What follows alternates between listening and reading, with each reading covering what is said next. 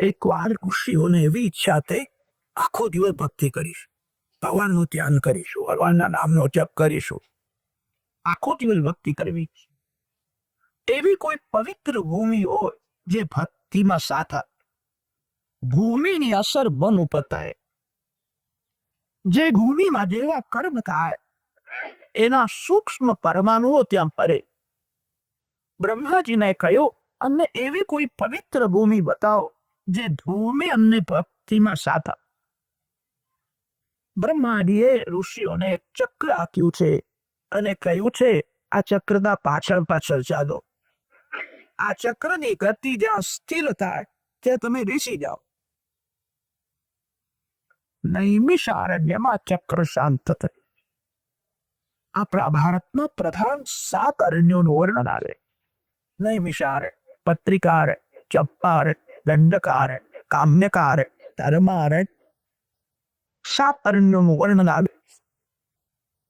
આ નૈમિષારણ્ય શ્રી અયોધ્યાથી પાસે. નૈમિષારણ્યમાં આવ્યા પછી આ ચક્ર શાંત થઈ છે.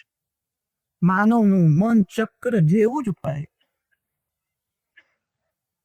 મનને એક ઠેકાને રહેવું ગમતું નથી. મન ફરિયાદ કરે છે.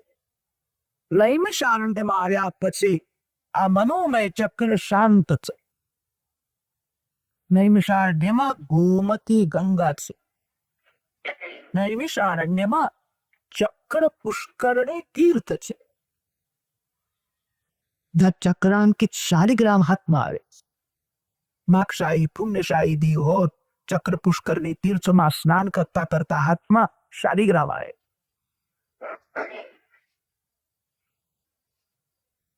ઋષિઓએ ક્યાં બ્રહ્મ સત્ર કહ્યું છે. નૈમિષારણ્ય અતિ પવિત્ર સાત્વિક ભૂમિ છે. ત્યાં ઋષિઓએ બ્રહ્મ સત્ર કહ્યું છે. ભાગવતની કથા યજ્ઞ નથી, જ્ઞાન સત્ર. યજ્ઞ અને સત્રમાં અંતર હોય. યજ્ઞ તેને કહે છે જ્યાં એક જ યજમાન છે. સત્ર તેને કહે છે જ્યાં બધા જ યજમાન. યજ્ઞ તેને કહે છે જેનું ફળ 16 એકને જ મળે. જ્યાં ફળમાં વિષમતા છે એને યજ્ઞ કહે. જે યજમાન થઈને બેસે, જે સંકલ્પ કરે, જે બ્રાહ્મણોને દક્ષિણા આપે, એને યજ્ઞનું 16 ફળ મળે છે. યજ્ઞમાં કોઈ સેવા કરે કે એને 16 ફળ નહીં મળે. 16 ફળ તો યજમાન દેખ પાડે. જ્યાં ફળમાં વિષમતા છે એને યજ્ઞ કહે, અને જ્યાં ફળમાં સમતા છે એને સત્ર કહે. યત્ર ઋત્વિજેવ યજમાના. ભાગવતની કથા જ્ઞાન સત્ર છે. આ કથામાં જેટલા બેઠા છે બધા યજમાન. કોઈ ગરીબને પૈસો પણ આપવાની જરૂર નથી. શ્રીમાન લોકો હજારો આપે, એમને જે પણ મળે એ જ ગરીબ વૈષ્ણવને પણ મળે, જે શાંતિથી કથા સાંભળે. જ્યાં બધા જ યજમાન છે, જ્યાં ફળમાં સમતા છે એને સત્ર કહે છે. જ્યાં ફળમાં વિષમતા છે એને યજ્ઞ કહે. સત્રમ સ્વર્ગાય લોકાય સહસ્ર સમમાસતો. નૈમિષારણ્યમાં 88,000 ઋષિઓ બ્રહ્મ સત્ર કરવા માટે બેઠા છે. પ્રધાન શૌનક મુનિ છે. એમના બ્રહ્મ સત્રમાં ભગવાનની પ્રેરણાથી સૂતજી આવ્યા. સૂતજીનું સન્માન કર્યું. શૌનક મુનિએ સૂતજીને પ્રશ્ન કર્યો. આજ સુધી ઘણી કથાઓ સાંભળી, ઘણા પુસ્તકો વાંચ્યા છે, સર્વનું સાર શું છે? પ્રત્યેકમાંથી સાર તત્વ કાઢો. પ્રત્યેક વસ્તુમાં થોડો ભાગ કાઢી નાખવાનો હોય, થોડો ભાગ લેવાનો. વેદાંતના ગ્રંથોમાં એને જહદ અજહદ લક્ષણ આપે. થોડો ભાગ લેવાનો છે, થોડો ભાગ કાઢી નાખવાનો. જગત એમ જ છે, બધું ગ્રાહ્ય નથી અને બધું ત્યાજ્ય પણ નથી. પ્રત્યેકમાંથી સાર તત્વ શોધી કાઢ. અમારે કથા સાંભળવી નથી, અમારે તો સર્વ કથાઓનું સાર તત્વ શું છે? આજ સુધી ઘણી ઘણી કથાઓ સાંભળી છે, અને કથા સાંભળવાની ઈચ્છા નથી. કથાનું સાર તત્વ અમને આપો. આ બધા ઋષિઓ બાલકૃષ્ણ નામની બહુ પ્રેમથી સેવા કરે, શ્રી કૃષ્ણનું સ્મરણ કરે. શ્રી કૃષ્ણ સાર ભોગી છે, તેથી શ્રી કૃષ્ણની સેવા સ્મરણ કરનાર વૈષ્ણવો સાર ગ્રાહી બને. માખણ એ સર્વનું સાર. શ્રી કૃષ્ણને માખણ બહુ પ્રિય. માખણ મિશ્રી આરોવે તે હાથમાં માખણ મિશ્રી રાખે. શેર બશેર દૂધ પીવા કરતા એક બે તોલા માખણ ખાઈને વધારે સારું. દૂધ પીવાથી વાયુ થાય, પેટ ભારે રહેશે. એક બે તોલા માખણ ખાશો, પેટ હલકું રહેશે, શક્તિ જલ્દી આવે. હવે કથા સાંભળવાની ઈચ્છા નથી. કથાનું સાર તત્વ શું છે એવું સાર તત્વ સંભળાવો. જ્ઞાન વૈરાગ્ય સાથે ભક્તિ વધે. જ્ઞાન વૈરાગ્ય સાથે ભક્તિને વધારવા માટે કથા સાંભળવા. એવું સાર તત્વ અમને આપો કે ભગવાન શ્રી કૃષ્ણના અમને પ્રત્યક્ષ દર્શન થાય. જ્ઞાની પુરુષો એવું વર્ણન કરે છે, ભગવાન દૃશ્ય નથી, આંખથી ભગવાન દેખાતા. દૃશ્ય તો ક્ષણ ક્ષણમાં બદલાય છે. ભગવાન પોતાના સ્વરૂપમાં સ્થિર રહે છે. ભગવાન દૃશ્ય નથી, ભગવાન દ્રષ્ટા. ભગવાનના દર્શન આંખથી થતા નથી, ભગવાનના દર્શન બુદ્ધિથી થાય. ચર્મચક્ષુ ચામડીને જુએ છે, ચર્મચક્ષુ જળ વસ્તુને જુએ છે. ચેતનના દર્શન ચર્મચક્ષુથી થતા નથી, અંદરની આંખથી બુદ્ધિથી થાય. પરમાત્મા દૃશ્ય નથી એવું જ્ઞાની પુરુષો વર્ણન કરે છે. આવું છે. ભક્તિ જ્યારે અતિશય વધે છે ત્યારે ભગવાન દૃશ્ય થાય અને ભગવાનના ભક્તો દ્રષ્ટા થાય. જે આંખથી જગત દેખાય એ આંખથી ભગવાન પણ દેખાય. મીરાબાઈને રાજમહેલમાં ગોપાલજીના પ્રત્યક્ષ દર્શન થાય. અંદરની આંખથી નહીં, બહારની આંખ. જે આંખથી જગત દેખાય એ આંખથી માનવ ભગવાનના દર્શન કરી શકે. તુલસીદાસ મહારાજને ચિત્રકૂટમાં શ્રી રામ લક્ષ્મણ જાનકીજીના પ્રત્યક્ષ દર્શન થાય. જ્યારે ભક્તિ અતિશય વધે છે ત્યારે ભગવાન દ્રષ્ટા મટીને દૃશ્ય થાય. ભક્તિ જ્યારે અતિશય વધે છે ત્યારે ભગવાનના ભક્તો દ્રષ્ટા થાય. દૈત દૃશ્યતા ચિક્ષુતાવકા, હે દૈત દૃશ્યતા પ્રત્યક્ષી ભૂયતા. ભગવાનના પ્રત્યક્ષનું દર્શન થયું. જે આંખથી જગત દેખાય એ આંખથી પણ ભગવાનના દર્શન થાય.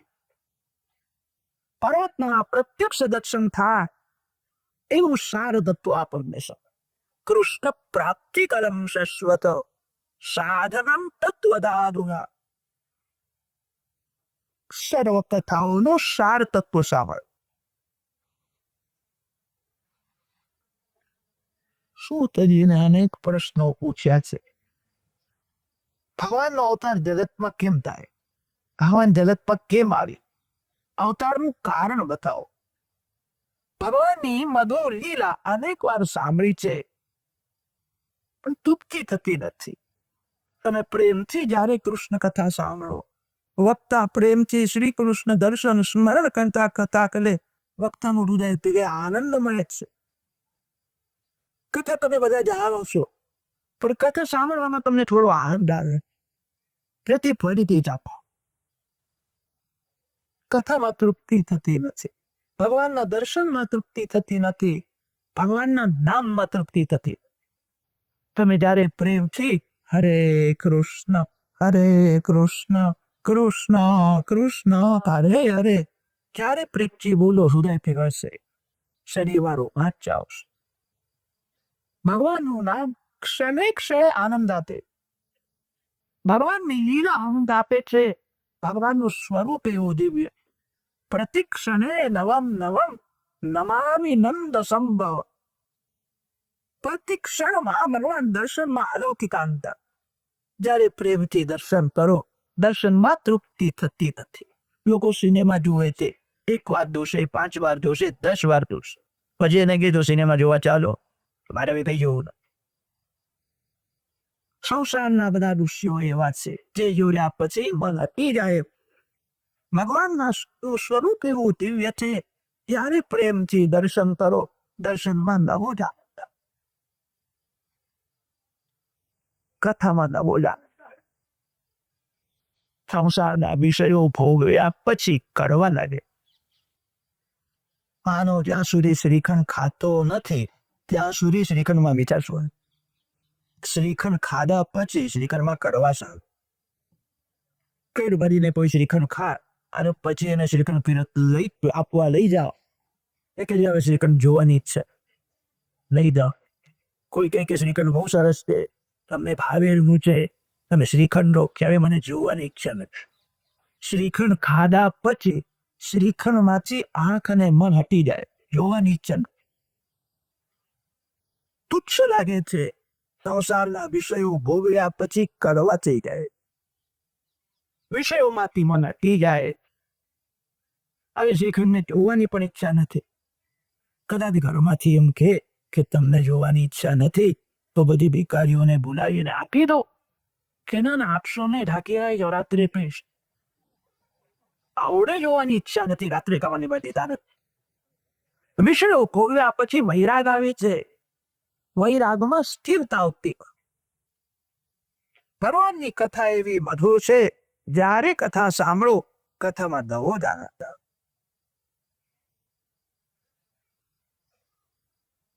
અનેક વાર આ કથા સાંભળી છે, કથામાં મારી તૃપ્તિ થતી નથી. વયંતુ નભિતૃપ્યામઃ ઉત્તમ શ્લોક વિક્રમે યત્શ્રવતામ રસજ્ઞાન સ્વાદુ સ્વાદુ પદે પદે. ધર્મનું રક્ષણ કરવા માટે ભગવાન જગતમાં આવે છે. કલિયુગમાં તો અધર્મ બહુ વધી જાય. ધર્મ ક્યારે? કલિયુગના ધર્મનું શું થાય? કલિ અધર્મની મૂર્તિ છે. ધર્મ કમ શરણપતઃ પ્રથમ અધ્યાયમાં એવા અનેક પ્રશ્નો પૂછ્યા છે. સૂતજી હવે કથાનો આરંભ કરે છે.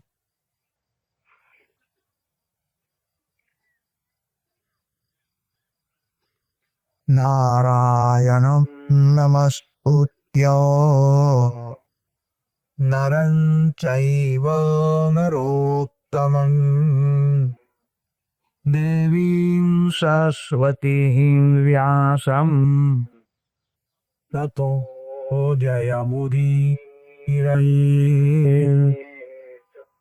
આ ભૂમિના માલિક દેવ બદ્રિકાશ્રમમાં વિરાજેલા નર નારાયણ સ્વામી, જે ભરતખંડના માલિક દેવ આજ પણ છે.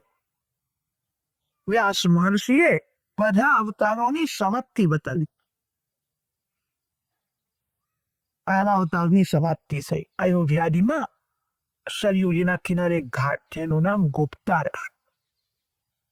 અયોધ્યાના સંતો એવું વર્ણન કરે છે, સીતારામજીના છેલ્લા દર્શન આ ગુપ્તાર ઘાટમાં થયા. પછી શ્રી સીતારામજી વિમાનમાં બેસીને સ્વધામમાં ગયા. છેલ્લા દર્શન અહીંયા થયા. સીતારામજી ગુપ્ત થયા, તેથી આ ઘાટ તે ગુપ્તાર કહે. રાક્ષસોનો વિનાશ કર્યો. રામ રાજ્યમાં પ્રજા બહુ સુખી થઈ. બધાને સુખી કરીને શ્રી સીતારામજી સ્વધામમાં ગયા. રામાવતારની સમાપ્તિ થઈ. શ્રી કૃષ્ણ ભગવાન ગોલોક ધામમાં ગયા. સમાપ્તિ થઈ એવું વર્ણન કરે છે. બધા અવતારોની સમાપ્તિ બતાવે. પદ્ય નારાયણમાં નારસિંહની શિલા છે, અંગાજીના બથિયોમાં છે. સંતો એવું વર્ણન કરે છે, નરસિંહ ભગવાન પ્રગટ થયા, હિરણ્યકશ્યપુને માર્યો. એમને ક્રોધ આવ્યો હતો, ત્યાંથી દોડતા ગયા, ગંગાજીમાં સ્નાન કર્યું. ત્યાં નરસિંહ અવતારની સમાપ્તિ થઈ. એ નારસિંહની શિલા બતાવે. બધા જ અવતારોની સમાપ્તિ થાય તે એવું વ્યાસ મહર્ષિએ વર્ણન કર્યું છે. વ્યાસજીએ ભાગવતના પંચમ સ્કંદમાં કહ્યું છે, નરનારાયણ અવતારની સમાપ્તિ થતી નથી. નરનારાયણ ભગવાન આજ પણ છે. તપશ્ચર્યાનો આદર્શ બતાવે. તપશ્ચર્યા ભગવાન પણ કરે છે. જગતને આદર્શ બતાવ્યો છે. હું ઈશ્વર છું, તપ કરું છું, તમે પણ તપ કરો. તપ કરવાથી જ મનની શુદ્ધિ થશે. તપ ન કરે એનું પતન થાય છે. તપ શબ્દને ઉલટો કરો કે પત થશે. ભગવાન પણ તપ કરે. તપશ્ચર્યાનો આદર્શ બતાવવા માટે આજ પણ નરનારાયણ સ્વામી પ્રત્યક્ષ છે. બીજા બધા અવતારો જગતમાં આવ્યા, રાક્ષસોનો વિનાશ કર્યો, પોતાનું કાર્ય સિદ્ધ થયા પછી વનસ્વધામમાં ગયા. નરનારાયણ ભગવાન આજ પણ છે. જગતને સમજાવે છે હું તપ કરું છું. બદ્રીનારાયણ ભગવાનની સેવા તપસ્વીની સેવા. ભગવાન પણ તપ કરે છે. બદ્રીનારાયણમાં બધા ગરમ કુંડમાં સ્નાન કરે. બદ્રીનારાયણમાં ગરમ કુંડ ન હોય તો બદ્રીનારાયણમાં જવું બહુ કઠણ, અશક્ય દેવું છે. ભગવાનનો કેવો પ્રભાવ છે, કેવો ચમત્કાર છે. હિમાલયમાંથી ગરમ જળ બહાર આવે, બધા ગરમ કુંડમાં સ્નાન કરે. બદ્રીનારાયણ ભગવાન ગંગા જળથી સ્નાન કરે. સવારે 4 વાગ્યા પછી બદ્રીનારાયણ ભગવાનને અભિષેક થાય છે. ગંગાજીનું જળ લઈ આવે છે. બહુ ઠંડી હોય તે. તપશ્ચર્યાનો આદર્શ બતાવે.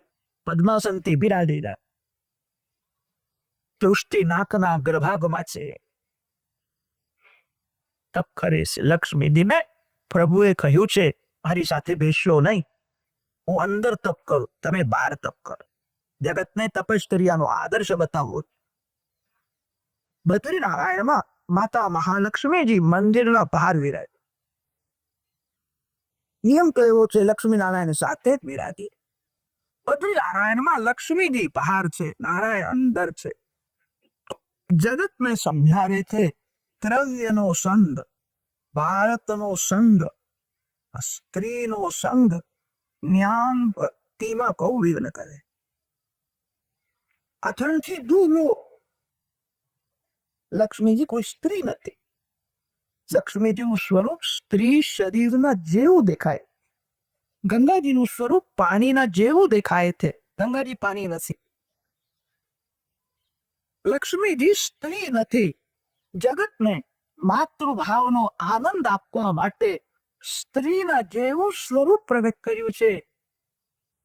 નારાયણ કોઈ પુરુષ નથી, લક્ષ્મીજી સ્ત્રી નથી, લક્ષ્મીજી પત્ની નથી, નારાયણ પતિ નથી. લક્ષ્મી નારાયણ બંને એક જ છે. પતિ પત્ની બે જુદા હોય છે. જ્યાં ભેદ છે ત્યાં ભોગ છે, જ્યાં ભેદ છે ત્યાં ભય છે. લક્ષ્મી નારાયણ બંને એક જ છે. લક્ષ્મીજી એ જ નારાયણ છે, નારાયણ એ જ લક્ષ્મીજી છે. લક્ષ્મીજીના દર્શન સ્ત્રી ભાવથી ન કરો. આ પતિ છે, આ પત્ની છે એવો ભાવ દેવોમાં રાખે તો ભક્તિમાં બહુ વિઘ્ન આવે. લક્ષ્મીજી બ્રહ્મ વિદ્યા છે, નારાયણ બ્રહ્મ રૂપ છે. બ્રહ્મ બ્રહ્મ વિદ્યાના આધીન રહે છે. બંને એક જ છે. જગતને શિક્ષણ આપ્યું છે હું પણ સ્ત્રીથી દૂર રહું છું. જે સ્ત્રીને આખો દિવસ ભક્તિ કરવી હોય એ પુરુષ શરીરથી દૂર રહે. દ્રવ્યનો સંગ, ભારતનો સંગ, સ્ત્રી પુરુષનો સંગ ભક્તિમાં વિઘ્ન કરનારો છે. નાયક તપશ્ચર્યાનો આદર્શ બતાવે. લક્ષ્મીજીથી દૂર બેઠા. જગતને સમજાવે છે હું ઈશ્વર છું પણ તપ કરું છું. તપશ્ચર્યાની બનાવવા માટે જરૂર છે. તપશ્ચર્યા કરવાથી જ મનની શુદ્ધિ થાય છે. તપ કરવાથી ધીરે ધીરે વાસનાનો વિનાશ થાય. તપ કરવાથી પાપ બળે છે. જગતને ભગવાન શિક્ષણ આપે. ભગવાન જયારે તમને કૃપા કરીને બોલાવે ત્યારે પ્રત્યક્ષ દર્શન કરો. આજે અહીંયા બેઠા બેઠા ભગવાનના દર્શન કરો.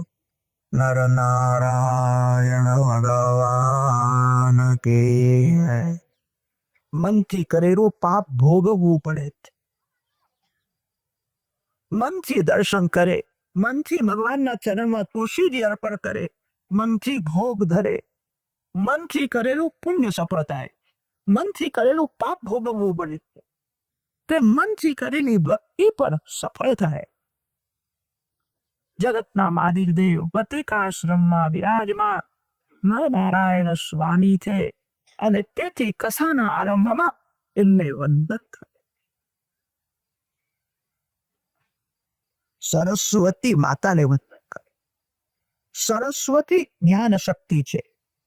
સરસ્વતી માતાની કૃપા થાય ત્યારે જ્ઞાનમાં સ્થિરતા આવે. જ્ઞાન મેળવવું બહુ કઠણ નથી, જ્ઞાનમાં સ્થિર રહેવું બહુ કઠણ. અત્યારે તો તમે બધા જ્ઞાની સંતના દેવા જ બેઠા છો. કેટલી શાંતિ રાખો છો. તમને બધાને વંદન કરવાની ઈચ્છા થાય. અહીંથી ઘેર ગયા પછી જમવાની તૈયારી ન હોય તો તમારી શાંતિ રહેશે કે નહીં શંકા. કેટલાક આખો દિવસ ઉપવાસ કરે, ઘરમાં ખાઈને આવે છે, તૈયાર રાખજો. ઘેર ગયા ભૂખ લાગી છે, જરૂર જરા પણ તૈયારી હોય. જ્ઞાન થકતું નથી. સરસ્વતી માતાની તેના ઉપર કૃપા હોય એનું જ જ્ઞાન કાયમ থাকে. સરસ્વતી જ્ઞાન શક્તિ છે. દેવી સરસ્વતી વ્યાસમ. કથા આરંભમાં જ્ઞાન શક્તિ સરસ્વતી માતાને વંદન કરે છે. વ્યાસ નારાયણને વંદન કરે. વ્યાસ નારાયણના અનંત ઉપકાર છે. આપણા માટે વ્યાસજીએ બહુ દુઃખ સહન કર્યું છે. ગંગા કિનારે ઝાડના તળે બેસીને આ ગ્રંથો લખ્યા. હજારો વર્ષો સુધી તપશ્ચર્યા કરી પરમાત્માનો જે અનુભવ થયો કૃપા કરીને આપણને આપી દીધો. જય સંકોચ રાખો. વ્યાસજીને બહુ સહન કરવું પડ્યું છે, બહુ તપશ્ચર્યા કરી છે. વ્યાસજીના અનંત ઉપકાર છે. તેથી કથાના આરંભમાં વ્યાસ નારાયણને વંદન કરે છે. શું થવી કથાનો આરંભ?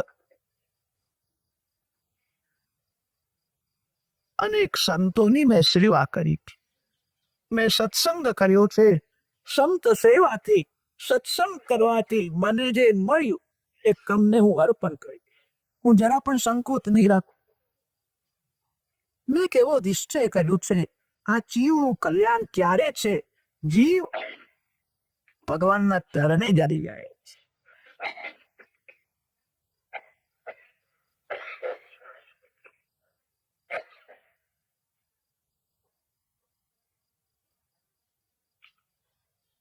જીવ જગતનો નથી. જીવ કોઈ જીવનો નથી. જીવ કોઈ સ્ત્રીનો નથી. જીવ કોઈ પુરુષનો નથી. જીવ તો ઈશ્વરનો અંશ, ઈશ્વરથી અલગ થયો છે, તેથી દુઃખી છે. જીવ ભગવાનનો અંશ હોવાથી જીવ જ્યારે ભગવાનના ચરણે જાય છે, પરમાત્માને મળે છે, ત્યારે જ એનું કલ્યાણ. જીવ ઈશ્વરથી અલગ થયો ત્યારથી બહુ દુઃખી થયેલો છે. કેટલાક લોકો પ્રશ્ન કરે, જીવ ઈશ્વરથી અલગ કેમ થયો? કેવી રીતે અલગ થયો? ક્યારથી અલગ થયો? કેટલાક પ્રશ્નો એવા હોય કે ભગવાન હૃદયમાં આવે, ભગવાન સમજાવે તો જ બુદ્ધિ કબૂલ કરે. પ્રેમથી પરમાત્માની પૂજા કરે, સ્મરણ કરે, ભગવાનના નામનો જપ કરે તો ભગવાન હૃદયમાં આવે છે. અને ભગવાન સમજાવે એવું કોઈ સમજાવી શકે? ભગવાન સમજાવે તો ત્યારે જ બુદ્ધિ કબૂલ કરે. આ પ્રશ્ન ફળો એવો જ છે. કોઈ માનવ સમજાવી શકે જીવ ઈશ્વરથી અલગ કેમ થઈ? કેવી રીતે અલગ થયો? ક્યારથી અલગ થયો? રોગ થયા પછી મને રોગ કેમ થયો? કેવી રીતે થયો? વિચારમાં સમય ગુમારે તો રોગ વધી જશે. રોગ થયા પછી વિચાર કરવાનો નહીં. રોગ થયા પછી પથ્ય સાથે જ દવા દેવાય. એ ભાઈ કપડાની બહુ કાળજી રાખતા હતા. મારા કપડા જરાય બગડે નહીં. એક વાર એવું થયું, ઘરમાં ગયા પછી એને જોયું ધોતિયા લાગો લાગ્યો. પછી વિચાર કરવા લાગ્યા, લાગો કેમ લાગ્યો? કેવી રીતે લાગ્યો? ક્યાં લાગ્યો? બહુ ડાયા હતા. એક એકના ઘેર પૂછવા ગયા, તમારે ત્યાં હું મારવા આવ્યો સરિયા ડાઘો લાગે? એક સજ્જને કર્યું, મારા ઘેર લાગ્યો હોય, બીજા કોઈ ઠેકાણે લાગ્યો હોય. આ બધી પચ્ચાતો કેમ કરો છો? સાબુ લગાડો, કરી નાખો, ડાઘો જશે. ડાઘો ક્યાં લાગ્યો, કેમ લાગ્યો, એ વિચાર કરવાથી કોઈ લાગ. જીવને ભગવાનનો વિયોગ કેમ થયો? જીવ ઈશ્વરથી અલગ કેવી રીતે થયો? કઈ ભૂલ થઈ? એક દિવસ એવો હતો, આપણે બધા ભગવાનના ચરણમાં હતા, આનંદમાં હતા. આ જીવની કઈ ભૂલ થઈ ગઈ, જીવ ઈશ્વરથી અલગ થયો. હવે કેમ અલગ થયો, કેવી રીતે અલગ થયો, વિચાર છોડો, ભગવાનના ચરણે જવાની ઈચ્છા રાખો. શ્રી કૃષ્ણ વિયોગ એ જ મોટો રોગ છે. શ્રી કૃષ્ણ વિયોગ એ જ મહાન દુઃખ છે. ભગવાનના ચરણે જવું છે. હું ભગવાન તો આવશે છે.